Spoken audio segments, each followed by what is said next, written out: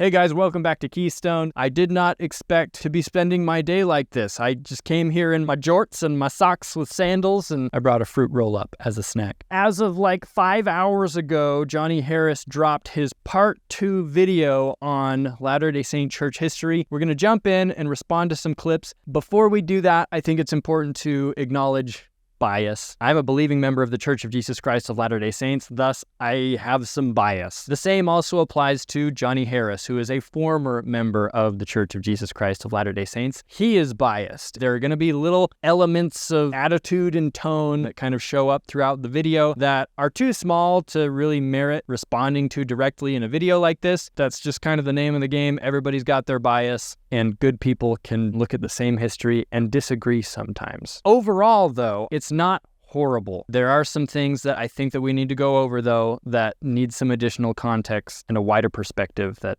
I think will be helpful. The first couple of chapters in the video are about traveling west, colonizing Utah, but the first clip we're going to look at comes in the chapter about polygamy. Let's just look at it and see what we're dealing with. Brigham Young went on to marry 56 wives. He had kids with 16 of them, 57 children in total. Some of these wives were older widows that Brigham said he married just to take care of them, and some of them were 13 years old.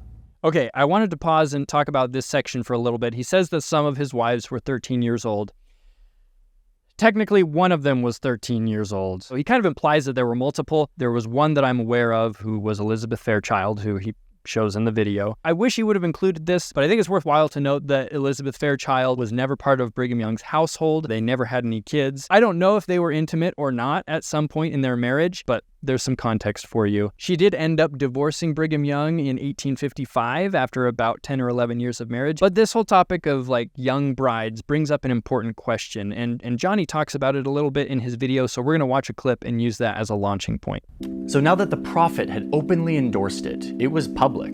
This was out. More and more Mormon men began practicing polygamy, taking mostly younger women as their extra wives. Okay, we can stop there. So this brings up a good question. Why were women or Latter-day Saint women in early Utah getting married at such young ages? Ironically, we actually have an episode written and filmed about this very topic that'll be coming out in, I don't know, few weeks or a couple months from now. We'll see. So you can watch that video for more in-depth information on this. But to give you a little preview, there are a couple of factors that play into this. First of all, we need to be careful about presentism or applying today's standards to past events. The past is a foreign country. They do things differently there, right? You've all heard that quote. For example, the age of consent nowadays, I think, is between 16 and 18 years old, depending on the state you live in. In the mid-1800s, it was like between 10 to 12 years old, which is shocking, but that's what it was back then. I think in Delaware, it was like 7 years old, which is ridiculous. Now,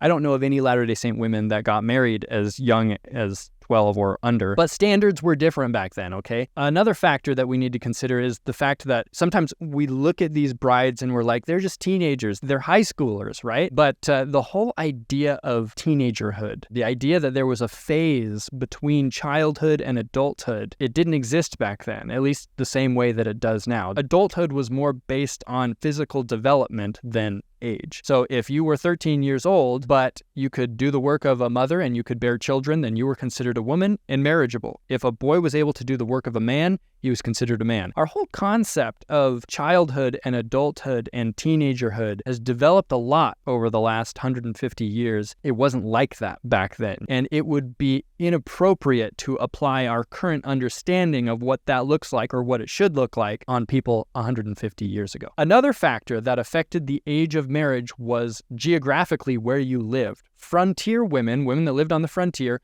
were more likely to get married at younger ages to older men, whether you were a Latter-day Saint or not. That's just the circumstances of the frontier. Those are the statistics coming out of those areas. The other factor is, of course, polygamy. In a polygamous society, the age of marriage is driven down even more. So, for example, if you've got 50 men and 50 women in a community and they marry each other, but the 50 men are still looking for additional wives, the women in their age group, they're taken, they're spoken for. So where do you look? Well, if you look to the older age group, they presumably have the same issue. So where do you look? You turn to the younger generation where women are just becoming marriageable. So that's just one of the consequences of a polygamous society, plus frontier life, plus living in the 1800s. I'm not trying to persuade you to be okay with it. I'm just giving you some additional context to explain a little bit, at least, why the data says what it says and why women were getting married at younger ages to older men at this time in Utah. All right, enough about that. Let's move on to the next clip. They're building sugar mills and processing iron and building factories. And they even invented their own writing system, like their own alphabet, which was meant to unify the people around a common way to spell and pronounce words. I actually have a reprint here of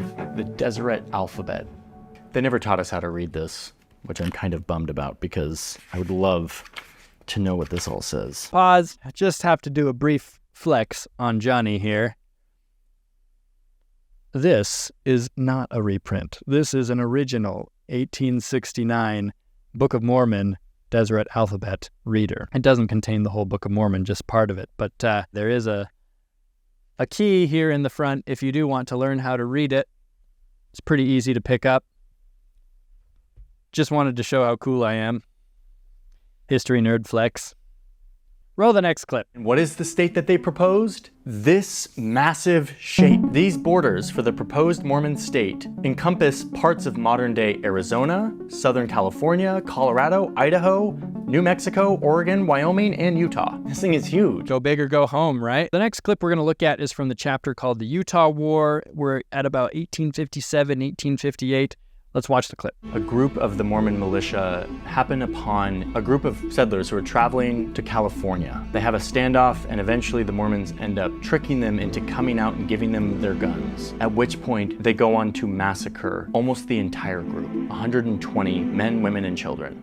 Okay, so yes, this is a tragic event from Latter-day Saint history known as the Mountain Meadows Massacre. It never should have happened. It's a horrible thing, and it's a dark stain on our history. Totally acknowledge that. Tensions were high. People were riled up and defensive. I wish that Johnny would have included here that this was not a decision or an order issued by Brigham Young. In fact, the settlers that were dealing with this in southern Utah, this immigrant train coming through, sent word to Brigham Young and said, hey, we're having these problems. Brigham Young wrote back and said, don't harm them. Let them continue on their way in peace. But by the time that message arrived, the massacre had already happened. There are a lot of people who try to attribute this whole event to Brigham Young and church leaders when this was something that was decided by local leaders, local militia in southern Utah. I'm not at all surprised that he brought this up in his video, and he's not wrong, but he's letting you make some assumptions, I think, about who's orchestrating this stuff that I wish he hadn't done. Because I think that when people hear about it, they're going to assume, oh my gosh, these Mormons, they're nuts. Their leaders had them go off and kill all these people. And that's just not true. Again, this is horrible and an unjustifiable event, but I think it's also important to recognize that Brigham Young told them not to. So we're going to move on now to Johnny's conclusion in the video. He says some nice things about Latter-day Saint work ethic, and then he says this. I still don't fully understand how I could find such meaning and beauty in something that I now find to be so wrong, to be so damaging. Okay, we're done there. Okay, so Johnny is totally entitled to his opinion on this. And mistakes definitely have been made in church history. I am not one to claim that church history is all butterflies and rainbows. I don't expect it to be butterflies and rainbows. I think that God works with flawed people. And I think that that's evident in the Bible as well. So I don't expect anything less than that. Do Latter-day Saints think that they are a chosen people like Israel? Yes, in a sense, but not chosen in that we are any better than other people. I understand how some people would feel like that's condescending of us to say. That's not meant to be. Latter-day Saints are chosen for service to help bring the message of Christ's gospel to the rest of the world. That's it. Now, when God chooses someone, I don't think that he necessarily or automatically removes from them their humanity or their prejudices or their weaknesses. I think that God meets us where we're at and then helps us to improve line upon line. And I think that that's true on an individual level as well as an institutional level, in this case with the church. So yes, I see messy history. I'm looking at the same stuff that Johnny's looking at, but I also see progress and charity and forgiveness. I also see community, love, and truth. I see a very small hell and a very large, expansive heaven for all of God's children. I see hope and redemption. And on a personal level, as a member of the Church of Jesus Christ of Latter-day Saints, my relationship with Jesus Christ is stronger than it otherwise would be. I know myself well enough to be able to confidently say that. There are a lot of things that I believe, right, that I don't know for sure, but I know that as a member of this faith, I'm closer to Jesus Christ than I otherwise would be. And for that, I'm grateful. It's through that lens that I am seeing meaning and beauty and all of these wonderful, powerful things that unfortunately Johnny is not seeing right now. I can tell that Johnny is very passionate about this subject. He's coming from a place of pain, it sounds like. My heart goes out to him, and I hope that he has found a space where he is more comfortable. We agree on a lot. There are some things we disagree on. Hopefully this video has provided some additional insight from a believing Latter-day Saints perspective. While you're here, you might as well go watch this video, and have a great day.